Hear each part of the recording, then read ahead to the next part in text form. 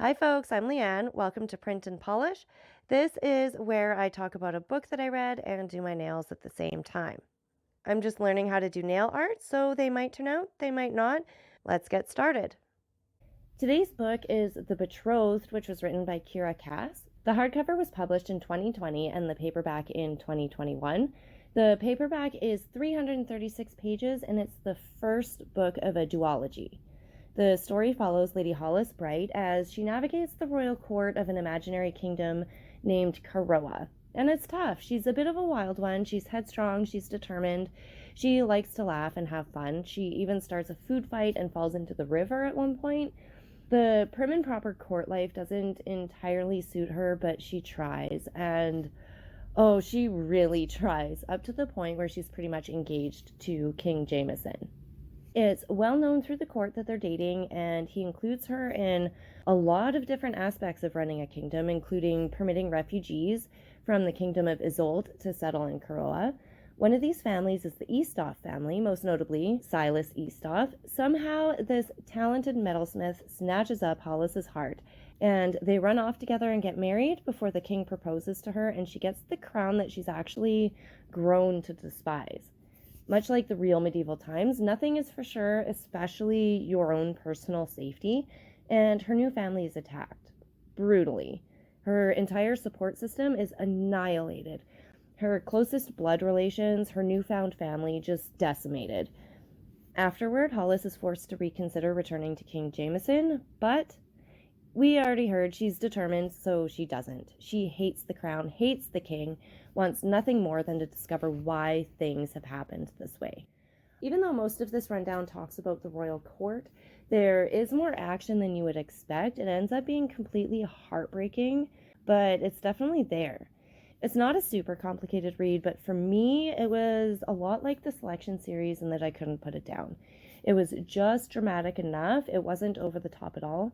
The pacing had a really nice balance to it. There weren't really any slow parts that just dragged on too long. It was spaced out really nicely. I also found that the amount of detail was just right for me.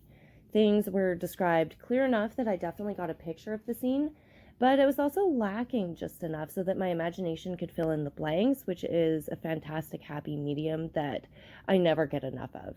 Not so much detail that it's overwhelming, but you're still perfectly aware of how things should be looking. Because the kingdoms are imaginary, there's a teeny tiny little bit of map memorizing, but it's not really crucial. You can read the whole series just fine, only remembering that Isolte is a northern and cold country, and even that stretching it a bit because it's mentioned fairly often in a lot of different ways, so there's not a whole lot of remembering needed. I enjoyed hearing the differences in local customs between the two nations, the meanings behind colors, or even why the sleeves on women's clothing are different depending on where they live. I really enjoy learning those things in real life, and it's great when I can read it in fiction too, because it helps a lot with world building. Another compliment I have for the author is her name choices with this series as well as the Selection series. I've noticed that Kiera Cass tends to choose slightly uncommon names for her characters, and I love it. Variety is the spice of life, right? It's good to see, especially because I know how hard it can be to choose just the right name for a character. And by choosing the more uncommon names, it makes your character more unique. It makes that character more memorable. So yeah, overall, I think that was a fantastic decision naming the main character Hollis. I love that name. I don't see myself rereading it again right away, but I can see myself rereading it at some point when I want a bit of an easier read. 4 out of 5 for this one. That's it for today, folks. Thank you so much for joining in.